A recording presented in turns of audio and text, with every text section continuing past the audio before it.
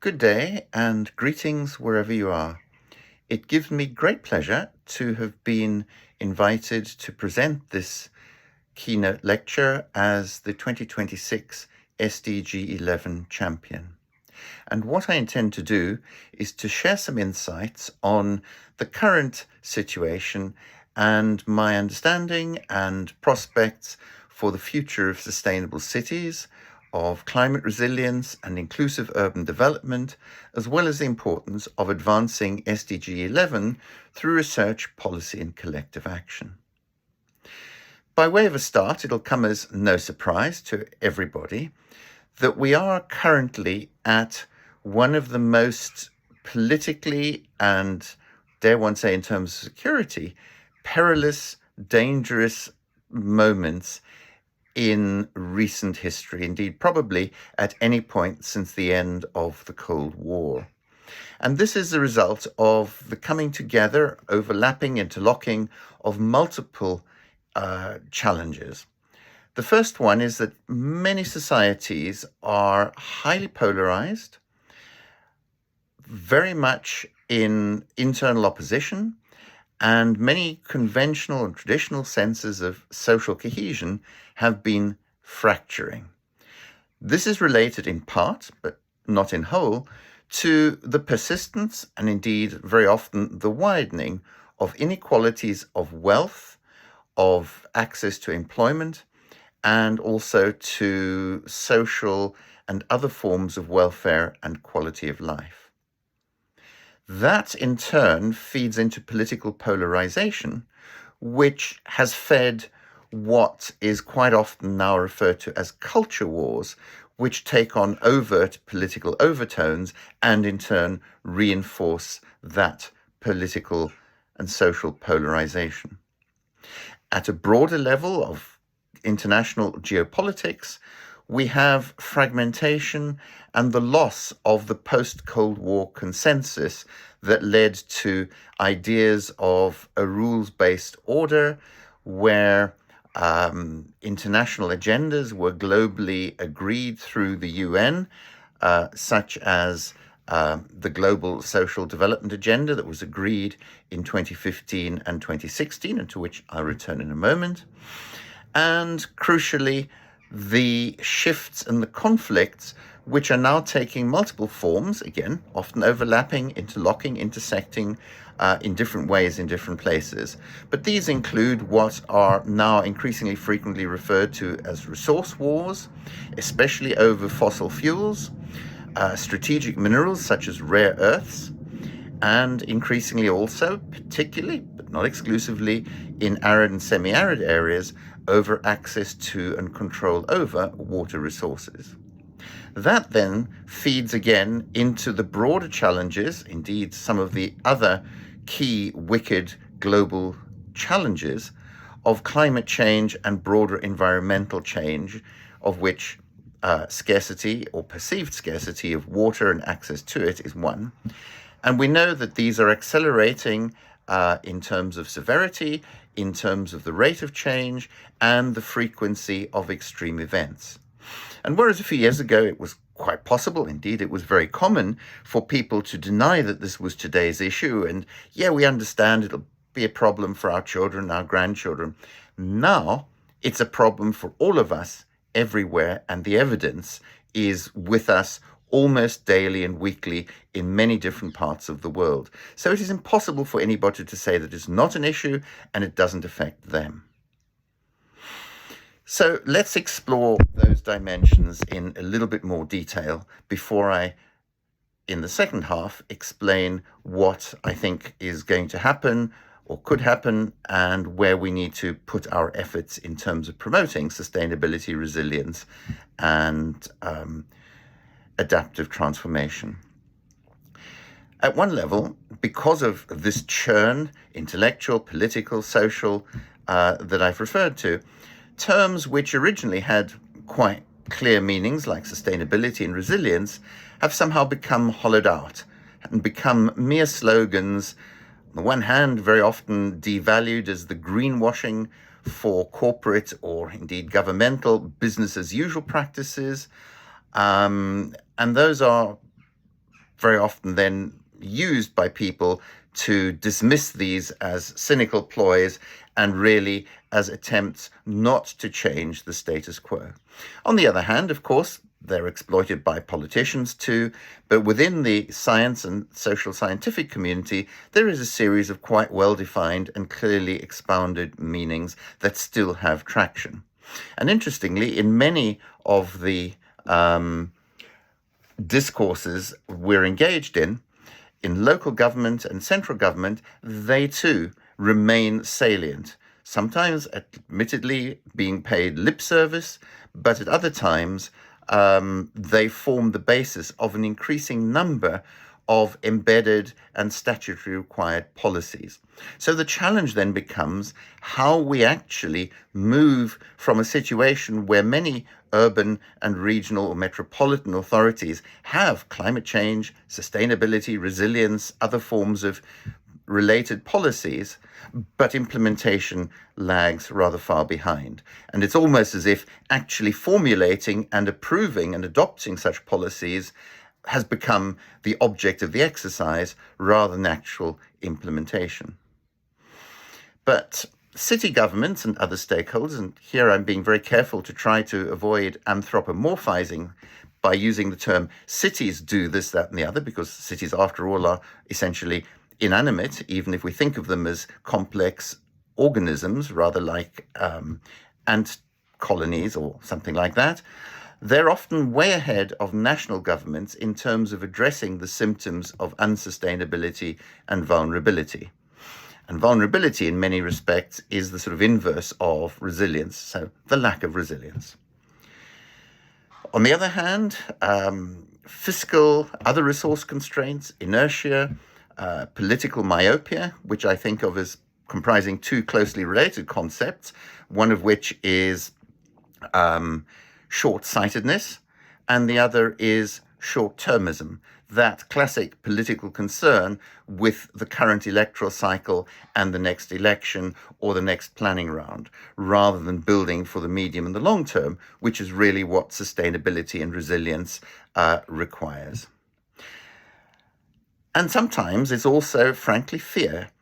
The fact that we cannot any longer deny the importance, the salience, the severity of climate and related environmental changes simply drives home to many people the scaredness factor, the overwhelming nature of the challenges we face on a time frame that is getting narrower and narrower, as IPCC and other reports constantly refer to it as the window of opportunity narrowing rapidly.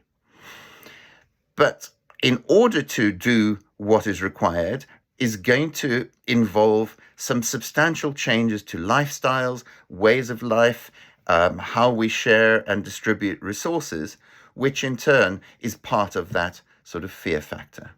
So against that potentially quite gloomy set of present conditions, if you like, how can we move forward? And as I've been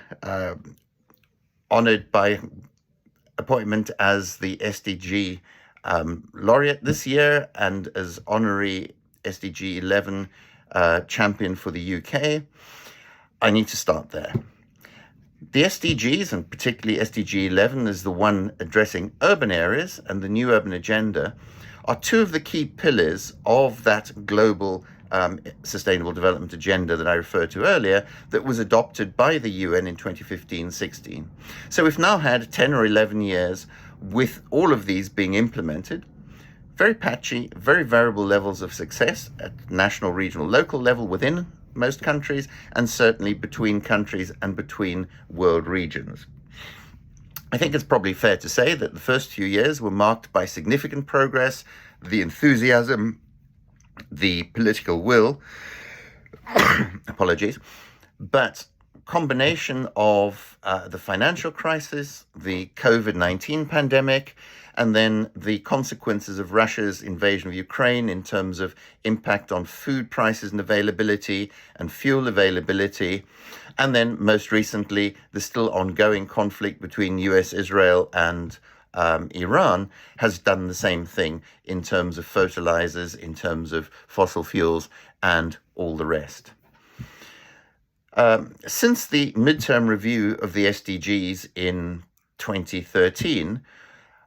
the UN, and particularly UN Habitat as the agency responsible for SDG 11 and UN and the New Urban Agenda, has been applying much more pressure, much more effort at political boosterism to try to include more resourcing, more political commitment.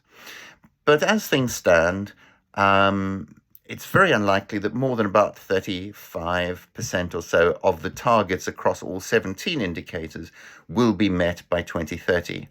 And even then, almost certainly not worldwide, in many cases only in one or two world regions or certain sets of countries. The New Urban Agenda is in a similar position. That runs, of course, till 2036, so we still have a decade. But as I think most people now appreciate, the New Urban Agenda does not have its own monitoring and evaluation framework. For that, it relies on the SDGs, and that is a challenge for all the reasons that I've already rehearsed.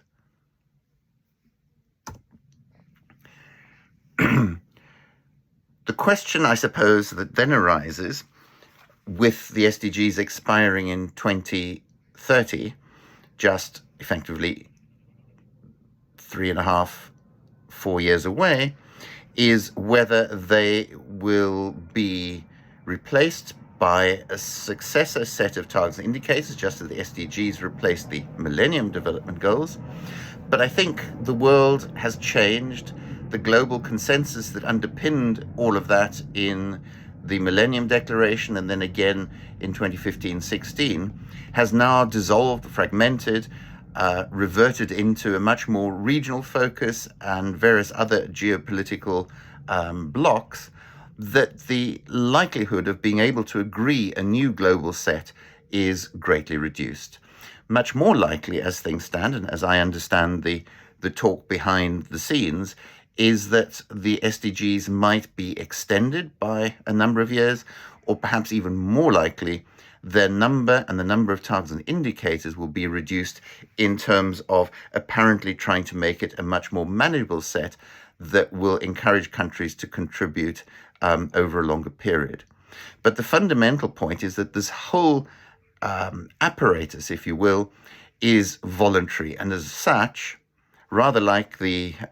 Paris Accord of the UN Framework Convention on Climate Change, it relies on goodwill, it relies on commitment by member states of the UN to do the business, and that, unfortunately, in many cases is lacking. The second key part of moving forward is that strides, very real and tangible strides, are being made in urban areas, many parts of the world, to promote sustainability and resilience. But in many cases, this is more incremental, sort of gradual reformist small steps than major step changes. And there's been an interesting debate in the academic and policy literature in the last few years about that,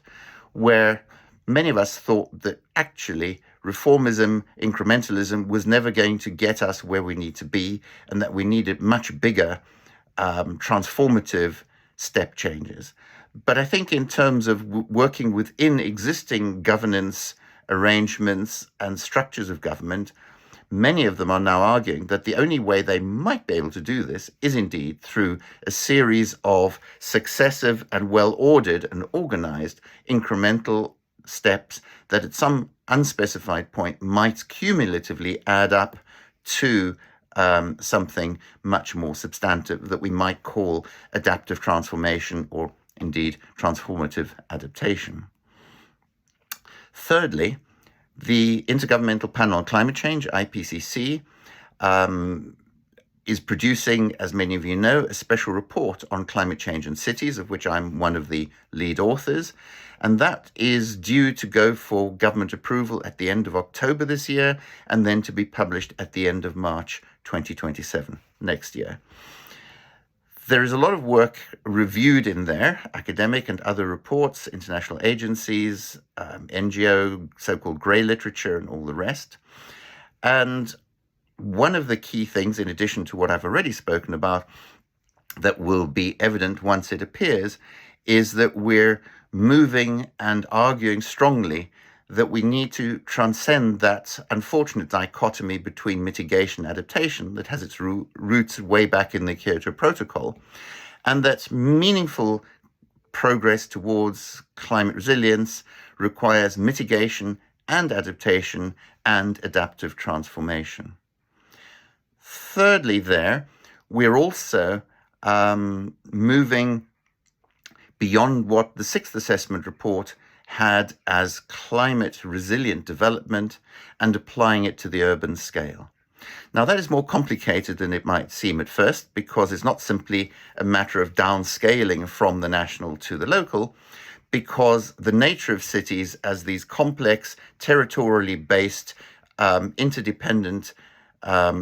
arrangements of institutions, or assemblages, if you like, of institutions, various stakeholders, so on, makes it more complicated. But do watch this space, because that will be one of the innovations you'll see in the report. So embedded in that, and this is really my final point, is not just progress towards those worthy goals and tackling the wicked issues of climate environmental change, but fundamental to doing that is tackling poverty and inequality and moving towards a much more just and equitable distribution of resources. And of course, that's also where one often finds resistance and inertia. But that is a normative point that goes back to the Brundtland Commission report in 1987, and also notions that have been deep within urban planning traditions since probably the beginnings of the 20th century, in terms, for example, of what the late John Friedman, one of the doyens of progressive urban planning, called the good city. So on that much more optimistic note, watch this space. Hopefully we will achieve, if not the good city, then certainly far better cities by promoting the progressive notions that you will encounter when the special report on climate change in cities is published in March next year. Thank you very much.